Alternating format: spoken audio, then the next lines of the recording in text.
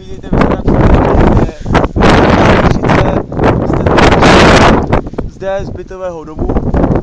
Bohužel spoustu lidí, konkrétně si myslím 42, nemá teď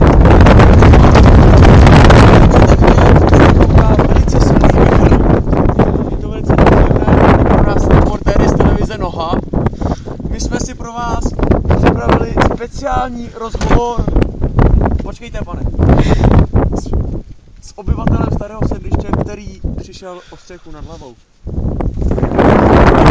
Víte, co vám řeknu? Pardon. Pane Ferko, můžeme vás poprosit o jeden malý rozhovor, prosím. Víte, co vám řeknu? Radši budu mít střechu nad hlavou, než by na...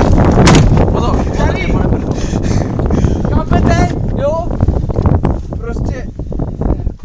No, pan Odkud Ferko... byste, jo? Odkud byste, jako? Počkejte. No?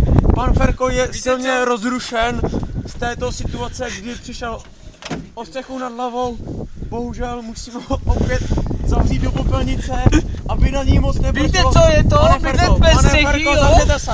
Víte co? Pane Ferko. Nevíte, prší prostě, chápete? Hele, ty vole. To nevíte Počkej, prostě. Počkej, takhle to zavřem. Pane Ferko, dobrou noc. No to musíš. Pro televizi Noha Jan Vojtíček.